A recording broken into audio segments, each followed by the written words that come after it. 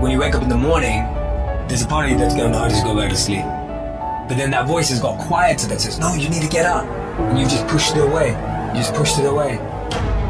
We don't have someone there to keep us in line and give us a good, swift kick in the ass when we slack off.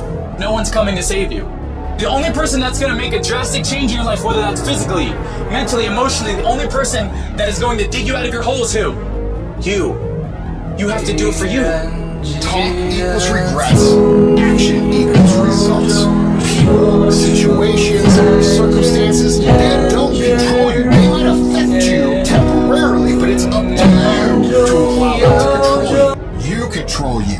And too many people look for a scapegoat to pass the blame for their lack of progress in any area when they should be looking in the mirror and asking themselves, have I done the work? The mind will trick you into saying, just sleep in today, you deserve it. Sometimes you don't deserve it. I've worked too hard. You really haven't worked hard enough. This isn't up to anybody else. This is up to you.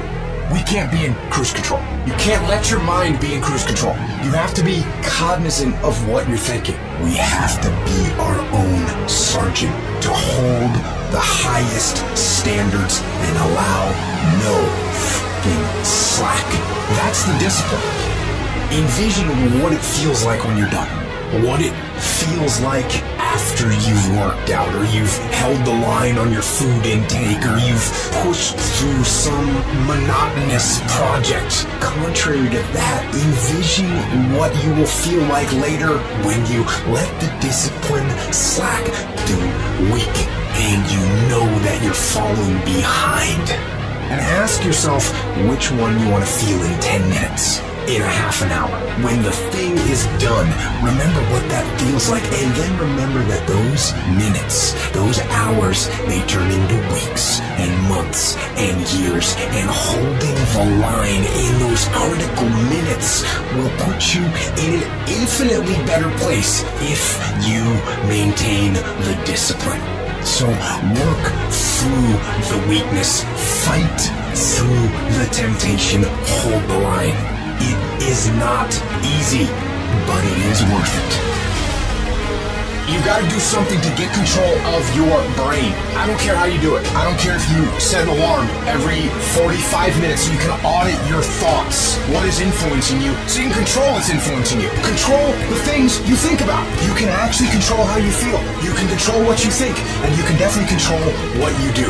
I write down things that need to happen. I write the orders to myself. Task lists. That's the general me doing the writing. This is what we're going to do. Here's the plan. Here's what we got to make happen. And then the soldier in me receives the orders. The soldier sees them. The soldier reads them. And then the soldier executes. The soldier doesn't ask questions. The soldier doesn't complain. The soldier doesn't hesitate. The soldier executes. And you gotta get that soldier part of your brain working. That's what the soldier's supposed to do. Execute. You need to separate and clearly understand those two parts of your brain. The general and the soldiers. And when the general and the soldiers both do what they're supposed to do, that's a united front. And that's an unstoppable force. And that is how wars are won. You gotta be the master of your mind.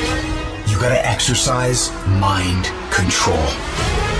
I want you to decide, I am going to become disciplined. That should be your only goal. Because if you develop the ability to say no to the guys' nights and the girls' nights, to say no to the alcohol at any time, to say no, I'm not eating that because I'm working on this project. If you develop that discipline at that basic level, how different will your life look a year from now? What will you accomplish that you think in your mind you want to accomplish if you develop that level of discipline?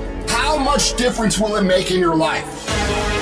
How many times have you told yourself you're going to get serious about your business, or get serious about this project, or get serious about your career? How different would your body look if you had done what you said 3 or 4 years ago? What would you look like today? What would you feel like? Now think about that in every single area of your life. Think about it in your fitness. Think about it in your business. Think about it in your relationships. What would your life look like if you had the ability to remove the power of external circumstances from affecting your decision making. What would your life look like? What could you be?